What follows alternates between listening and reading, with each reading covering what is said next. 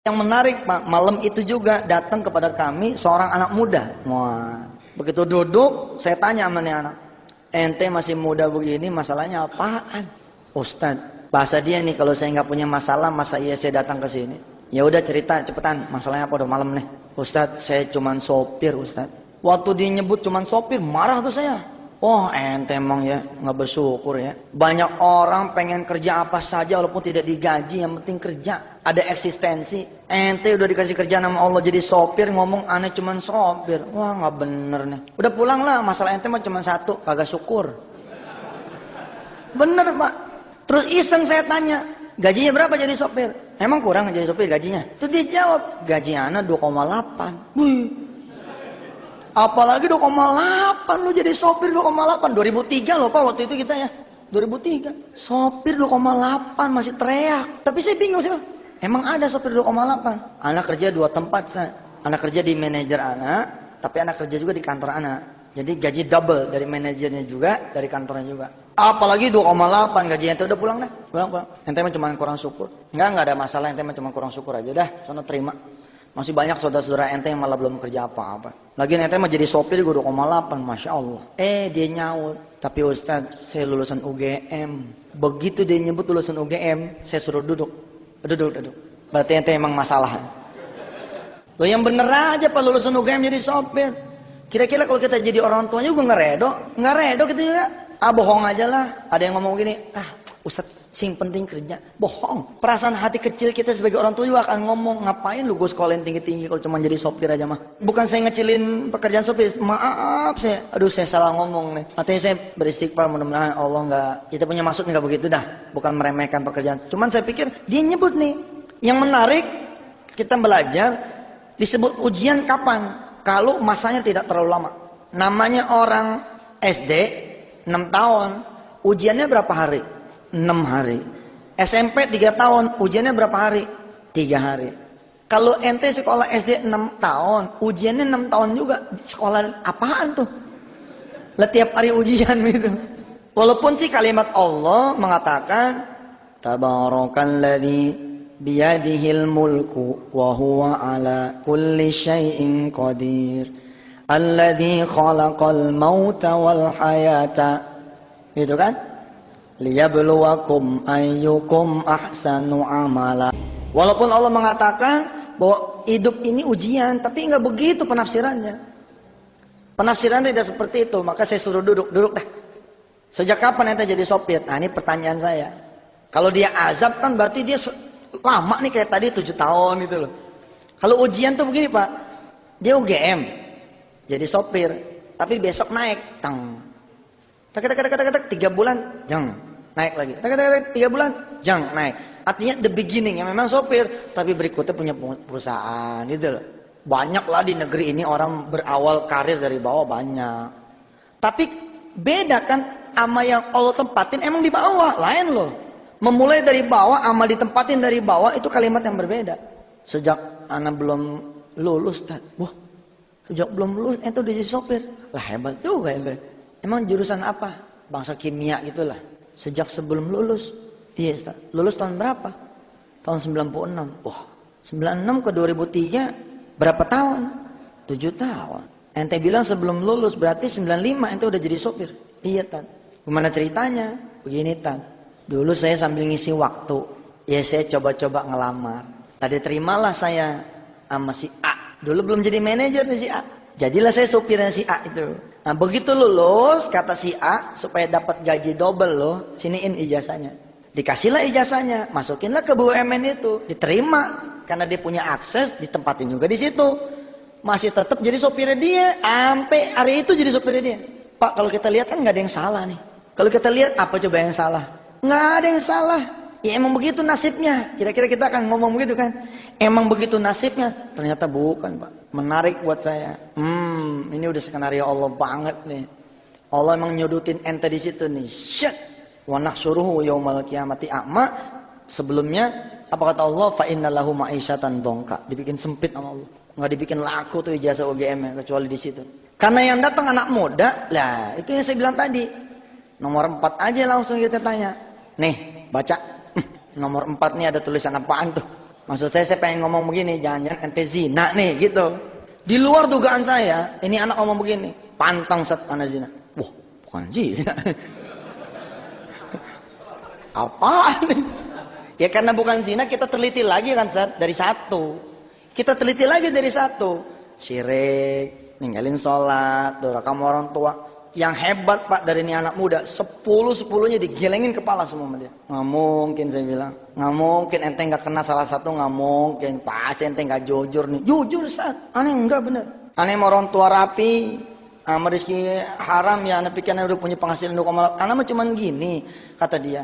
Kenapa hidup anakku cuma jadi supir? Anak nangis, kadang-kadang kata dia ini, anak pengen ngebahagiain orang tua dengan pekerjaan yang membuat dia menjadi terhormat gitu loh. Namanya anak lulusan UGM makan, kalau tanya sama saudara-saudaranya, anak lu kerja di mana? Anak saya jadi sopir. Tapi begitu ditanya, bagian apa?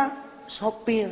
Orang tua mana pengen bangga? Ya 1000 kali sih ada orang tua yang nggak apa-apa, penting kerja. Tapi kan lulusan UGM gitu loh, teknik lagi. Karena ini 7 tahun, wah pasti ente bukan ujian, ente azab nih. Tapi aneh, masa nggak ada sama sekali yang ente sentuh? Kecuali ente bohong, enggak bohong. Lah, kemudian saya ingat teori tentang kunci patah tuh. Oh iya nih, gitu sate dulu ya. Gini, sini. Ini deket, kuncinya sih emang gak patah, tapi barangkali grepek, somplak. Kita punya motor Yamaha Pak, adik kita motornya Honda. Karena kita buru-buru, main sabet aja nih kunci, masukin nih. Kan nggak masuk tuh, tapi kita paksain. Dua-duanya dol Pak. Lah lubangnya dol, kuncinya juga dol. Rusak di grepek, namanya gue grepek, patah sih enggak, tapi grepek. Keburu sadar, oh iya ini bukan kuncinya nih. Keburu sadar, paham tuh kalimat saya? Ada orang-orang yang sadar, begitu sadar, ya dia tuker lagi. Pakai kunci aslinya, masih jalan Pak. Tapi udah terlanjur tuh kunci aslinya grepek. Lubang kunci dia punya motor grepek. Kira-kira begitu Pak. Paham ya? Dia nunduk. Ya. Dengan bahasa isyarat dia nunduk, paham saya. Oh iya kena nih dia. Maksudnya apa? Bezina sih kagak. Tapi mendekati zina, kenapa saya hajar ke situ? Saya khawatir nih. Oh iya nih, saya tanya udah kejar. Ente zina sih enggak. Tapi kalau mendekati zina gimana? Ya, dia tegakin kepalanya terus dia jawab, iya Ustadz, kalau mendekati zina sih, iya benar. Terus saya bilang, kenapa lu nggak bilang dari tadi? Apa jawaban dia? Lah Ustadz kan nanyanya zina. Lah zina mesti enggak, pantangan kita. Lah ada Pak anak muda pantangan tuh. Pokoknya kalau udah urusan yang satu itu pantang, tapi serempet-serempetannya nggak mantang. Bahaya itu, bahaya. Ini silokannya begini Pak, siloka. Bapak punya mobil dan punya tagihan 30 bon. Masukin perempuan di mobil Bapak. Nggak ngapa-ngapain, tapi cuman ada ser gitu. Nggak ngapa-ngapain, tapi ada nih ser gitu. Pak, bon Bapak hilang nih 5. Bapak cuma bisa nagih 25. Minggu besok, naikin lagi nih perempuan yang sama. Megang. Lebih dari ser, megang 10 bon hilang. Minggu besoknya lagi berani ngerangkul 15 bon hilang. Berani nyium 15 bon hilang. Minggu besoknya lagi berani ngamar, tapi belum buka baju, ngamar doang 20 bon hilang. Minggu besoknya lagi naik nih meningkat, ya kan tambah jago. Buka baju, telanjang dua-duanya. Tapi tidak terjadi persetubuhan, 25 bon hilang. Tinggal 5 ya. Begitu dia berzina Pak, tokonya hilang. Paham tuh? Perbuatan dosa ditumpuk demi ditumpuk, ya gede juga. Dia cerita saban malam minggu dia keluar sama si A, minggu besok keluar sama si B, minggu besok keluar sama si C. Ya habis rezeki dia. Anda ini logika nih. Andai dia berzina saat itu, jangan kan naik itu loh karirnya. Sopir juga kagak tuh. Bener itu. Untung dia masih selamat tuh, yang saat itu masih kejaga, masih jadi sopir dia. Alhamdulillah ini. Hati-hati, apalagi di sini masih banyak anak muda. Ada adik-adik saya juga. Perhatian. Kalau sampai lu pada hidup susah, mah bohong dah. Kalau hidup mah bener mah juga nggak bakalan susah. Alah Ustadz so tahu, saya kan ngalamin. Ana nih yang ngalamin sendiri kata orang-orang yang saya kasih tahu. Kan kalimat orang tua kita tuh, kalau hidup bener mah masih lu susah sih. Itu kan tanda kenapa hidup kita susah, tandanya nggak bener gitu aja udah. Selesai itu Pak. Alhamdulillah beres. Ya ayyatuhan nafsul mutmainnah. Irji'i ila rabbiki radiyatan mardiyah fadkhuli fi ibadi wadkhuli jannati. Tinggal Bapak Ibu mikir dah pribadi-pribadi masing-masing. Kalau perlu jangan tunggu nanti pulang ke rumah. Iya, belum tentu lo hidup. Memang dirasa dari 10 dosa besar ada yang dilanggar. Ya udah tungguin maghrib. Udah mojok aja sana. Tapi jangan diincer Pak. Oh dia mojok, oh dia kena nih katanya. Salah lagi aja. Jadi nggak ada yang mau mojok nanti di tengah. Gitu. Tungguin maghrib. Begitu maghrib, Bapak sholat berjamaah. Dari sekarang sampai ke maghrib istighfar, yang banyak istighfar. Begitu masuk maghrib, ya, bainal adzan wal iqamah, di antara azan dan iqamah itu ada waktu mustajab. Jangan minta yang lain kecuali Bapak Ibu minta ampun sama Allah. Ngurus masak. Jangan kita pelaku, Pak. Jangan kita pelaku. Kita hidup di dalam rumah kita ada orang yang punya pelaku 10 dosa besar. Itu hancur tuh rumah. Saya ngajari kayak orang jahat ya, tapi itu terjadi loh, Pak. Bapak jabatan tangan nih, tanda tangan nih. MOU, surat perjanjian kerjasama. Kita dimodalin sama si A. Nggak taunya usaha kita berantakan, kita bingung. Semuanya kayaknya benar. Tapi ternyata yang modalin kita nih ahli zina, Pak. Itu bisa lewat loh usaha kita. Beneran nggak ngomong nih, nggak ngomong bohong. Bapak tahu nggak kenapa bisnis warnet hancur? Bukan hancur di Indonesia. Boleh teliti Pak, boleh teliti. Saya sih ngomong kejagoan memang. Terlalu jauh saya ngomong. Tapi di mana ada warnet yang tidak dipakai untuk mengakses yang porno-porno? Di mana ada warnet? Hah? Di Indonesia ini. Wala fi Jakarta, wala fi kampung gitu. Yang tidak dipakai buat akses. Memang begitu-gituan. Bukan soal sekarang bisnis warnet. Bukan, karena dipakai yang begitu. Menjelang maghrib, kita istighfar terus. Nggak perlu saya pandu, udah begitu dah. Nanti dari maghrib, pas azan sampai iqamat, jangan ada permintaan lain kecuali kita minta diampunin sama Allah. Kalau bahasa Jawanya, kulo nyuwun ngapura gitu ya. Ini separuh saya bilang separuh saya Jawa. Kulo nyuwun ngapura lah begitu. Kita minta ampun sama Allah udah begitu. Kemudian maghrib sholat, habis sholat Bapak cepet deh sholat taubat. Aduh Pak, kita belum sempat taubat nih kalau lewat sakratul maut nih, aduh.